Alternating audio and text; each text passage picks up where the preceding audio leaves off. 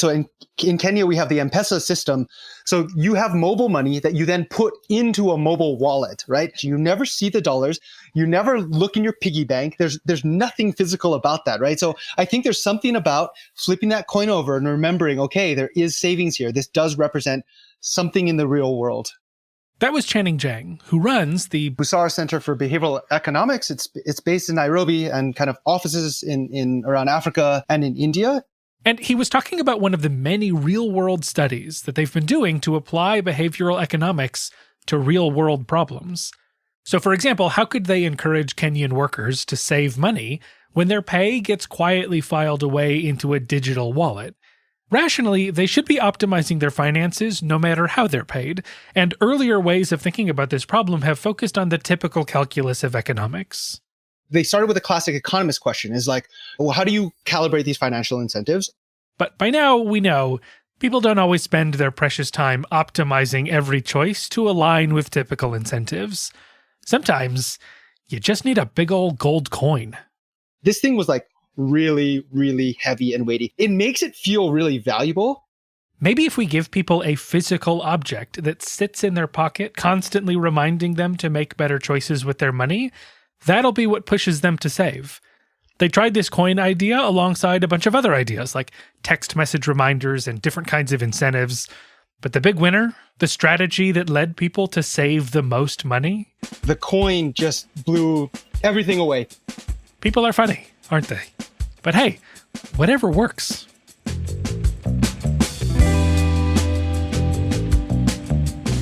Behavioral economics started as a fringe idea, a bold reimagining of economics that ruffled lots of feathers, and it could have fizzled out. It could have gotten buried in the annals of academic history, but it's flourishing. Not only has it gained acceptance in mainstream economics, but it's also burst out of the ivory towers and is being applied in real situations with real people, not just in North America and Europe, but across the globe. And the problems they're solving aren't just whether cab drivers work shorter hours on busy days. No. The Busara Center is an example of how they're trying to solve really deep problems with massive implications, like how to help people who only make a few dollars a day save little bits at a time. And Busara is not the only group that is tapping into behavioral economics. In 2015, the World Bank found that there were over 200 organizations using behavioral economics as the basis for their work. Everything from nonprofit NGOs like Busara to government nudge units to private consultancies. And this is surely an undercounting of organizations that may have a single behavioral economist or a behavioral economics team that informs their decisions. Behavioral economics is here, baby! You're listening to They Thought We Were Ridiculous, the unlikely story of behavioral economics, a 5-part podcast series on a radical idea in economics that shaped the way we see the world. From Behavioral Grooves, I'm Tim Houlihan. And I'm Kurt Nelson. From Opinion Science, I'm Andy Luttrell. So far in this series, we've seen how a ragtag group of economists and psychologists dared to challenge the dogma of a whole field of study and wouldn't give up the fight.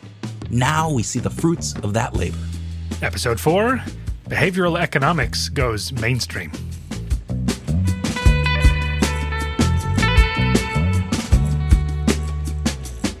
Okay, before we get to solving global issues on the ground, let's pick up where we left off, still in the ivory towers. And one of our friends in those towers is Dražen Prelic. Dražen is an economist at MIT whose early work dates back to the Russell Sage Foundation in the 1990s. We caught him while he was visiting his home country of Croatia. We wanted to know what the plan for behavioral economics was in the first place. It was a critical strategic decision that behavioral economics would not have its own journal or its own organization and so on. That meant that behavioral economists had to make their case in front of the entire economics field. And I think that was fantastically, it was a wise decision. So the plan all along was to avoid letting this new movement get relegated to some sub-discipline, fenced off from real economics. They didn't want to form a special journal of behavioral economics. They wanted their work in the same room as everyone else's, have it judged on their terms. And it seems like it worked. Here's Richard Thaler. I fought for years to make sure there was not a journal of behavioral economics.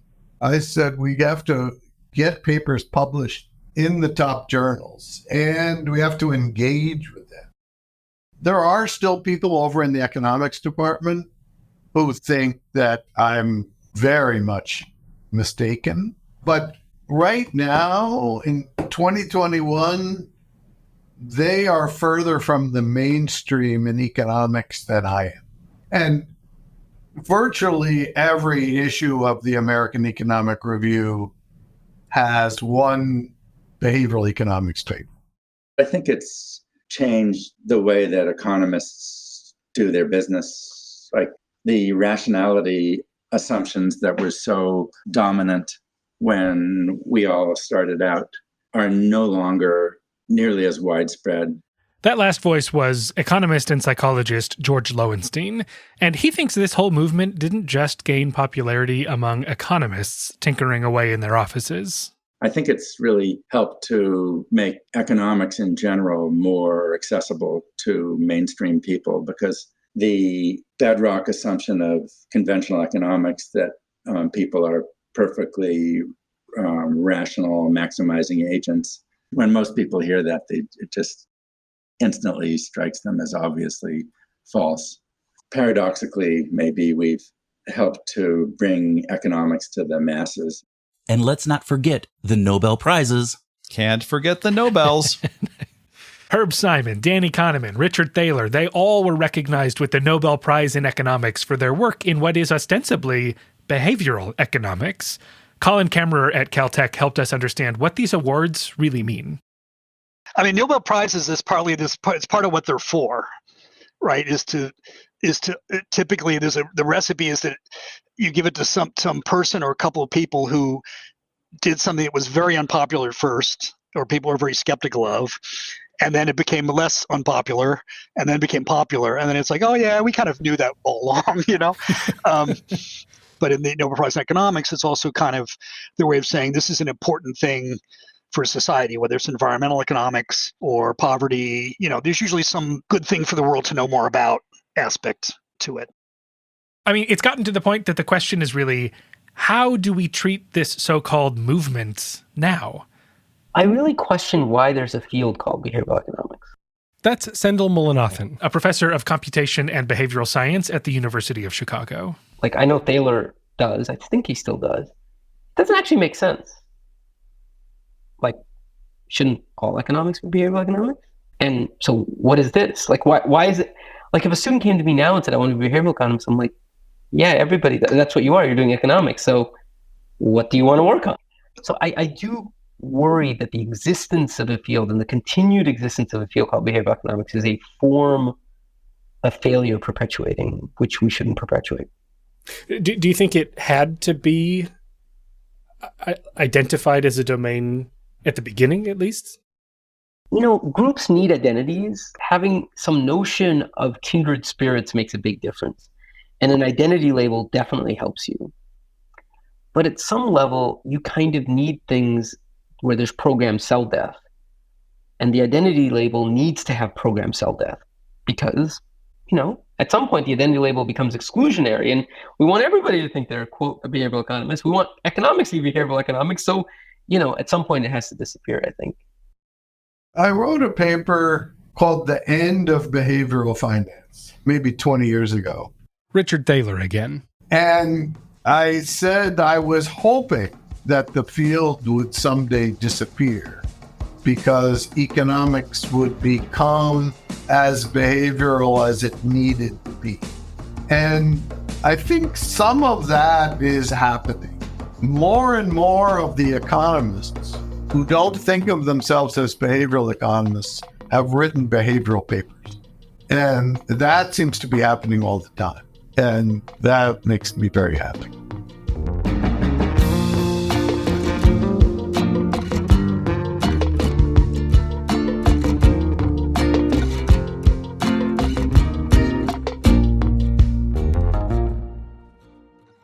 You know, it's been more than 7 million copies have been sold worldwide.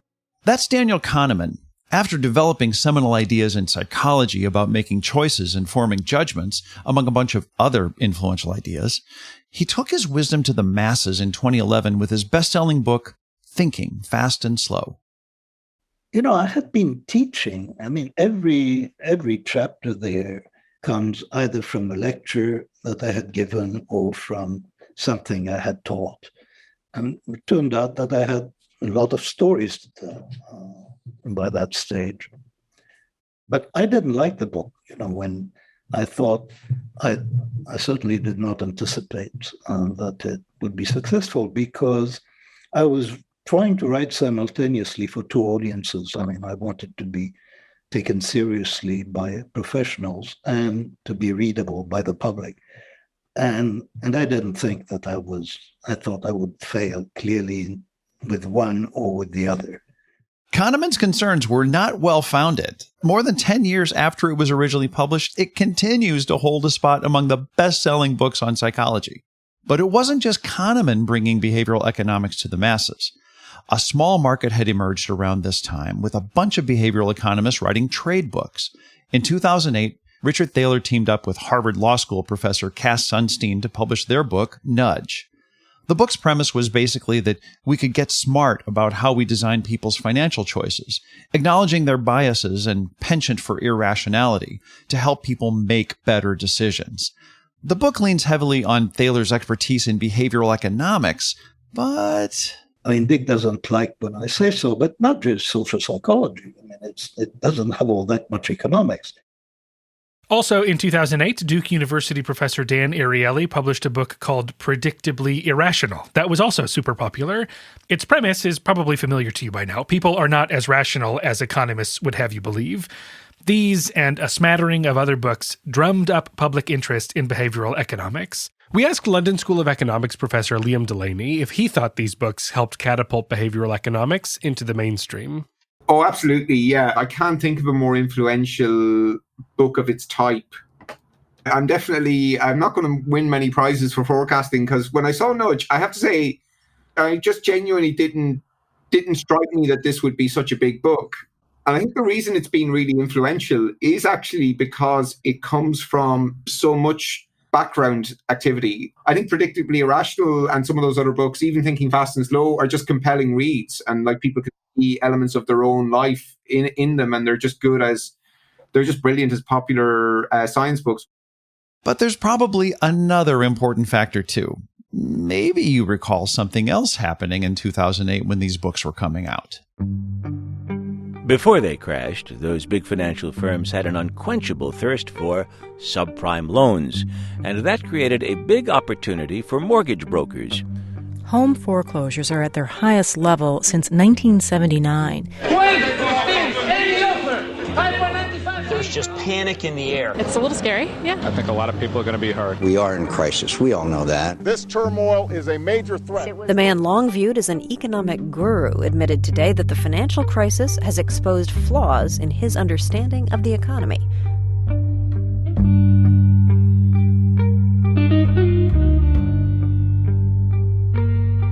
The collapse of the housing market and the 2008 financial crisis showed that standard operating procedure in economics hadn't really considered people's faulty psychological programming.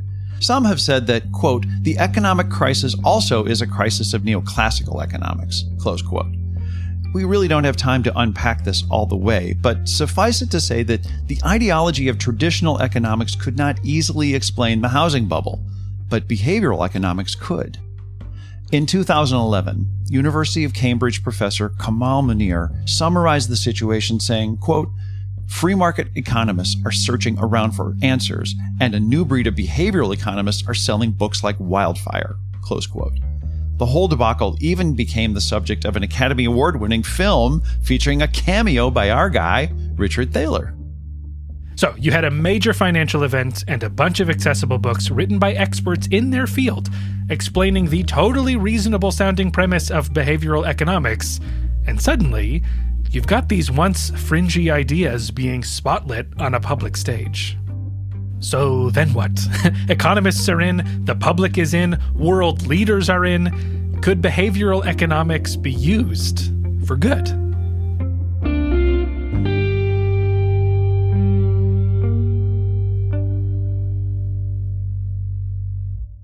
We opened the series by talking about a program called Refund to Savings. It's a program that tinkers with the interface of a tax filing software to nudge people to put more of their tax refund into a savings account.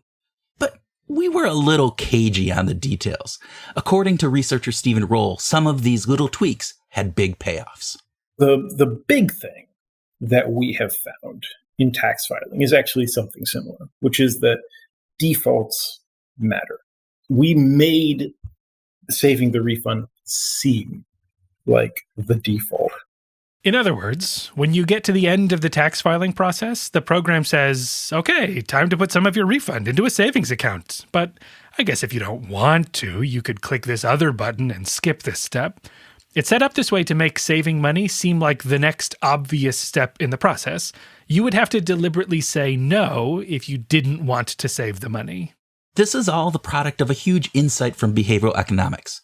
Default options are powerful. We're just so lazy. If something's already been selected for us, it's easier to just go with it than to think carefully about whether we should or not. A good example of this is retirement savings. The standard economic model says that people know how much money they'll earn over their lifetime, so they can work out how much they'll need when they retire. They just make sure that they save that amount of money. This is obviously not how real people work, so the question is, can we adjust savings decisions to nudge people to save money when they might not ordinarily do so? So what can we do to nudge people? Well, consider one way that corporate retirement plans could work. You get hired, hooray! You're filling out your paperwork, but then the company says, we offer 401k retirement plans and you're eligible. Do you want to enroll? So you have to opt in. Yep, you have to opt in. But what if we change this ever so slightly? You still have just as much freedom to make your own choices, but in this scenario, the company says, we offer 401k retirement plans and you've been automatically enrolled by default. If you want, though, let us know and we'll take you off the plan. Opt out. Opt out. And as it turns out, this makes a huge difference. Back in 1998, a big company in the United States changed the rules for its 401k plan. And one of the key updates was now all the new hires would be eligible and automatically enrolled in the plan unless they explicitly elected not to. This was mostly a logistical change, but someone from the company approached Bridget Madrian, an economist at the University of Chicago, and asked if she'd help analyze data from the rollout. She found that this simple nudge was an incredible success. When the new policy went into effect, a group of employees were newly eligible for the retirement plan, but were not automatically enrolled. For them, only 49%, or less than half, opted into the plan. But for new hires who were automatically enrolled, 86% joined the plan. Only 14% opted out. This is a massive difference, especially when we're talking about exactly the same retirement plan. These results show how behavioral economics opens up doors to building programs with major implications. But it wasn't always easy to sell the idea. Industry people thought I'm the biggest idiot, another academic who doesn't understand anything. That's UCLA economics professor Shlomo Benartzi.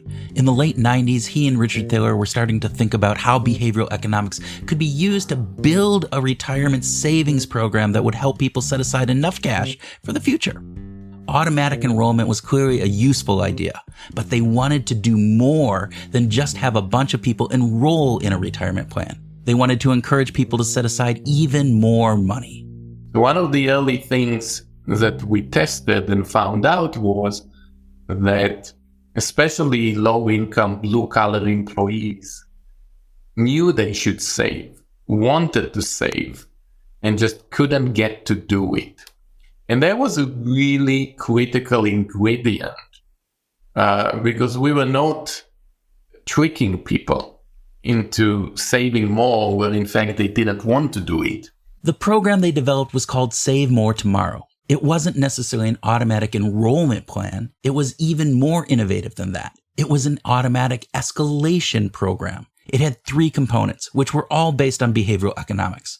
First was getting people to commit now to a savings plan that would get rolling in the future. This is important because we think about money differently when it's money we have now versus money we'll have in the future. It's not exactly rational, but it's what we do. It's called the present bias. If you ask people if they want to take money they have right now and put it away in a savings account, they're going to be resistant. But it's easy to do the right things in the future. We have plenty of self-control supply. The second component of this program has to do with ramping up people's savings over time. People agree to save more in the future, but when? And how can they be convinced to up their contributions? We came up with the idea, what if we time it with salary raises, with pay increases? People make more money and they can save a bit more and take home a bit more, and they never have to cut down dining out or anything. And finally, we're back to defaults, because all this sounds fine, but when people get their raise, are they really going to fill out the paperwork to increase their savings contribution? The program is set up so that when you enroll in the program today, it lies dormant until your next raise and then automatically kicks in, increasing your savings contributions by default every time your pay goes up. So it's on autopilot. But I mean, they weren't locked into this for the rest of their lives. We made it very easy to opt out. But for those who wanted to save more, it was very easy. Every time you make more money, you're automatically going to save more. So this is all a nice idea in theory. But does it really make a difference? Yep. In their first large trial in a company with more than 300 employees who were eligible for a retirement savings plan, not only did almost 80% of the people offered the plan enroll in it, but most of them stuck with the plan for the long haul and ended up almost quadrupling their savings rate within 4 years. But maybe even beyond the virtues of helping people save more for their retirement, the Save More Tomorrow program was really important because it showed how the principles of behavioral economics could be applied at scale. The Save More Tomorrow model could be adopted by any company with a savings plan. So Save More Tomorrow and the 401k opt-out model can be adopted. But are they? Yes, and in a big way. In the year 2000, only 40% of employees who had access to 401k programs in the US participated in them. But by 2020, that rate was more than double. And it looks like participation rates are now in the 93% range. This explosion in people enrolling in 401k plans owes a lot to the spread of automatic enrollments and programs like Save More Tomorrow. Bernardsey has occasionally crunched the numbers to figure out how many people have enrolled in a program like his. In 2013, it was 4 million people. In 2017, it was around 15 million people. And my best guesstimate today that we're looking at around 25 million people on such a program. This was a critical early indication that behavioral economics wasn't just right, but it was useful. People are setting themselves up for more comfortable retirements. Real people in the actual world. But behavioral economics was about to get a whole lot more influential.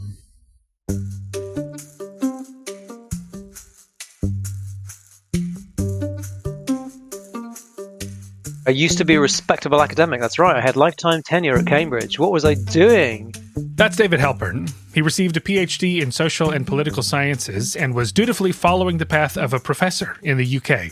But when Tony Blair won re-election as Prime Minister in 2001, he wanted to strengthen his strategy unit to help Downing Street think more carefully about long-term policy issues by taking human psychology seriously. David was teaching a class called Psychology and Policy, and he had already pitched in on some policy work in the late 90s. He was a no-brainer. I agreed to come in on loan from Cambridge for 18 months. I ended up actually working with him for 6 years. In that time, this strategy unit would consider how government could improve people's lives not by forcing them to, through laws and regulations, but by designing systems that appreciate the quirks of psychology. They invited savvy researchers like Danny Kahneman to present to the group and dove into decades of experimental research. In 2009, after witnessing this policy work up close, David published a book called The Hidden Wealth of Nations, which included recommendations for future politicians. One recommendation went like this: behavioral economics provides a powerful new set of tools for policymakers and citizens to address the challenges of today and improve the quality of our lives. The application of behavioral economics could offer substantial gains in relation to the environment, crime, pro-social behavior, education, welfare, and health. That was 2009. Did politicians take up David's call? Oh, yeah. Actually, right away. And we have David to thank. So in 2010, David Cameron begins as the new prime minister, and there's interest in integrating psychology and policy. Ideas get thrown around, Richard Thaler gets brought in to help, and eventually a small new unit starts to form. In July 2010, there's a plan in place, and the group finally has a name, the Behavioral Insights Team, or BIT, or BIT. Some people end up calling it the Nudge Unit, a small team of civil servants with special access to the Prime Minister's office. David came on full-time to lead the charge. They drafted a set of concrete objectives: transform at least 2 major areas of policy, spread understanding of behavioral approaches, and achieve at least a 10-fold return on the cost of the units. But they set a bold deadline for themselves. If they didn't achieve their objectives within 2 years, they would shut down BIT. I felt it was a good discipline that why not shift the default and say that if this thing doesn't deliver, then shut it down. And by the way, shut it down early enough in your parliamentary cycle so that by the time you get to the next election, it was a distant memory if it didn't work. It wasn't the only thing. It was kind of a number of innovative, if you like, policy leads that were being pursued in Downing Street at the time. And in many ways, what's interesting, I think, is that if you had to take a guess of which of those were going to succeed and which of them were well-resourced, the Behavioral Insights team was definitely not going to be top of your pile. It wasn't given very much resource. It was a slightly kooky idea. So, yeah, set it up with a sunset clause. They had to prove that behavioral economics could make good on its promises. So they started running giant experiments within the government. One important early success was an experiment to try to get people to pay their taxes. Every year, the tax deadline comes and goes, and wouldn't you know it, some people just don't pay what they owe. Most people in the UK, 90% of them, do pay their taxes on time. But could David's team take advantage of some simple psychology to get the stragglers to catch up? They don't need psychology. They just need to send everyone a letter saying, pay up or else. Okay, take it easy, Kurt. That's one way to do it, yes. But if we think like a behavioral scientist, we might realize that there's power in social norms. In other words, people don't just rationally process information in a vacuum. Instead, they take their cues from what other people are doing. So David's team crafted a simple reminder letter to send to 140,000 people who were late paying their taxes. That's £290 million in unpaid debts. And in some of those letters, they added one extra sentence, honestly informing the person that most people in their area had already paid their taxes. One extra sentence? Just one sentence. It showed such a beautiful, clear result. We were able to get about a 15% increase in payment rate without further prompt by changing one line in a letter. And that was definitely a kind of wow moment. I can literally remember sharing it with the heads of departments, we call them perm secs in Britain, and you could just almost feel the room turn as that graph comes up when they realize this is something which actually seems to work and might be useful. And I don't know, Kurt, pay up or else might also have worked. But there's a real benefit to letting simple psychology do the heavy lifting. We also looked at complaints, and complaints fell. Because it's actually just kind of a nicer way, in some ways, of encouraging people to pay tax. To say your fellow citizen is more virtuous than you thought they were, as opposed to threatening to take away your TV or whatever. So that was interesting and again helped, I think, to reinforce the shift. Another tweak the Behavioral Insights team made to the tax system goes back to the idea that people will jump ship the moment things get just barely too difficult.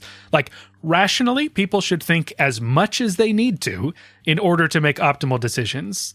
But life's hard. We've got dinner to make and Netflix to watch. If systems can make the right choice super easy, we'll do it. But in many places, doing your taxes is anything but straightforward. And as David says in his book, Inside the Nudge Unit, a lot of what tax authorities think is tax fraud or evasion is really just people having better things to do than wading through complicated paperwork. So what can we do about it? Well, one of BIT's early projects took issue with a letter that the tax department was sending. The letter gave people a web address that took them to a page with a link to the tax form they needed to fill out. All they had to do was click the link and fill in the form, but only 1 in 5 people would actually fill out the form. They won't file their taxes? They're cheating. Or they just got confused. David's team made a simple adjustment to the letters. Instead of giving them the address to a page with the form on it, they just gave them the address to the form itself. It saved them 1 click, but the proportion of people completing the tax form went up 22%. That's actually like Save More Tomorrow. The program makes it easy to put money into savings, so people end up actually making better financial decisions. Exactly. And in this case, it's a simple tweak to how a government interacts with every citizen. That seems huge to me. And it seemed huge to BIT too. Eventually, these kinds of successes were adding up. The nudge unit had proven itself useful. No need to call in the sunset clause. Behavioral insights were there to stay. Oh my God, it does work. And so the decision to not shut it down was powerful. And itself became a powerful secondary signal in government, right? Because it was an active decision. Oh my God, this stuff does work. Let's get serious. What's the next? How do we take it to scale? But beyond just proving that behavioral economics has applications in government, David's team might have had an even more basic impact. One of the most important things, in my view, that Behavioral Insights team did was it was a Trojan horse to some extent to bringing in randomized controlled trials and stronger empirical methods into government, popularizing them. And even when people were resistant to running experiments on citizens, the idea of doing experimentation is still unthinkable, actually, in relation to some fields. It was careful science that took down the assumptions of neoclassical economics, and it'll be careful science that shows us how to build a better society. There's often this kind of reaction which is somehow unethical to run a trial, but people tend to not think about the counter, factual, which is, but you think it's ethical to do this intervention on millions of people or kids without testing if it's effective? It's incredible that that's not considered unethical, and yet the trial is. I think that the deeper barrier is that it's overconfidence. So often, oh my goodness, we hear, someone will say, but we know what works. It's like, are you really sure you know what works? Because you've been doing that thing for years and most of the kids don't die, it doesn't mean there's not a better way of doing it.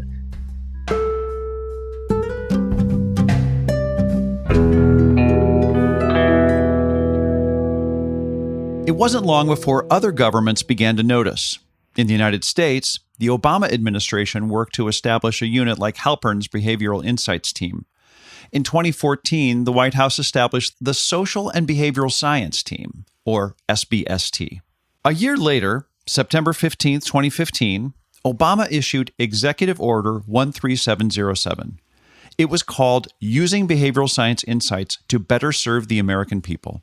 The order says, quote, the federal government should design its policies and programs to reflect our best understanding of how people engage with, participate in, use, and respond to those policies and programs. All of this makes the SBST seem like it's some exceptionally well-established, ready-to-go plan. But we didn't really have like a dedicated office space or anything. I actually spent like the first few days just trying to figure out how to even get into the building or anything like that. There wasn't a whole lot of playbook for how to do this, and really no institutional setup for it either.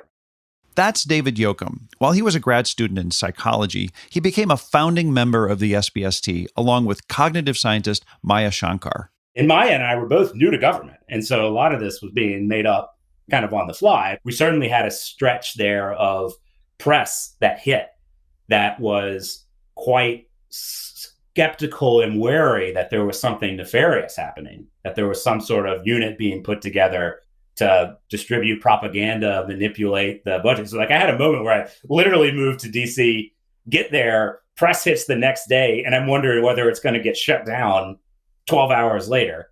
Fortunately, the SBST was able to get to work, drumming up business, finding ways to use science to make things run more smoothly. But if you're picturing some buttoned-up professors rubbing elbows with diplomats in the storied halls of American history, think again. even just those moments where, I'm like down in the basement of the General Service Administration building. It's like no windows. I'm in the IT room with like falling computers and keyboards around and talking to like Larry, the IT guy. He's got like the ponytail haircut and everything. He's like perfect IT guy. And we're trying to figure out how to randomize some old code, and he's never run an experiment or anything. But the kind of conversation we have and getting him excited about the work in a way that like nobody had ever come down to his basement office before and invited him to think about one of the big giant structural issues for the agency. The fact that he was kind of in that mix and then seeing the kinds of ideas that those individuals would throw in was really sort of a special part of this project. And we ended up just getting all kinds of great ideas from people that had been in the civil service for a long time, maybe didn't have the right opportunities to pitch in on these kind of things. And that was just very humbling. That was very interesting. And I felt very fortunate to have those kinds of encounters. Eventually, the group was humming along and getting things done. In their first year, their work already meant that more service members were saving for retirement, more students were going to college, more veterans were taking advantage of their benefits, more small farms were gaining access to credit, and more families were securing health insurance coverage. For example, remember how David Halpern's team in the UK was able to get people to pay their taxes just by making it easier to access the form? Well, the SBST was doing the same sort of thing, streamlining all sorts of programs. In one case, the government provides aid for kids from low-income families to go to college. And even though it would be a super optimal rational decision to apply for that funding, plenty of people don't because it's confusing and overwhelming. But a study in the Quarterly Journal of Economics had shown that students were more likely to eventually go to college and stay in college if they simply got some help filling out this paperwork. Making it easy nudged people to actually get it done. So the folks at the SBST caught wind of this study and shared it with the Department of Education, who then started streamlining the forms to request college assistance, even letting people automatically complete parts of the forms with the data that was already on file. It's amazing, this behavioral economics movement that used data to make a theoretical point about economics set off a chain of events that led to huge governments redesigning their everyday practices so that their policies and programs could have a deep impact on people's lives. It's cool for me to look back and see a picture of meeting with President Obama. That's kind of cool.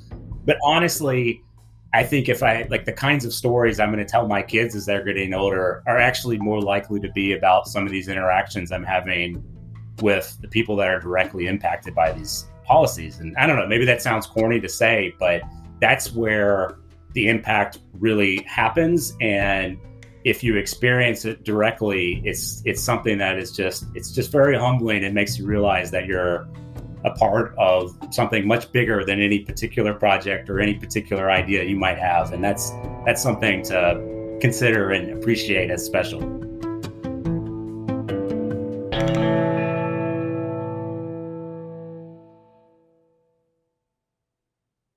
As nudge units in the UK and the US governments, as well as in other countries, have thrived, they inspired units like the Basara Center to form. According to Faisal Nero, the executive director of the Rockefeller Philanthropy Advisors, the number of teams applying behavioral insights to public policy has grown to more than 400 around the globe as of 2022. And that's just those focused on public policy. There are dozens of agencies focused on things like marketing, human resources, risk and compliance. It's incredible to see so many agencies using behavioral science to inform their decision-making. And when we think of moving from the ivory tower to Main Street, this change happened fast, really fast. Danny Kahneman. It's astonishingly quick, the adoption of behavioral economics. I mean, we're talking, prospect theory is 1979, and it's people basically ignore it, except for a few quite important people. Then Rabin got the Clark Medal. That was the first thing, and I got the Nobel in quick succession. That was about 20 years, so that's extremely quick. for the adoption of really a strange body of ideas. So I have nothing to complain about. So, behavioral economics is a success story, but now what? Is the story over? Not at all. In the last installment of this series, we're going to talk with young behavioral economists who are pushing this field into new frontiers.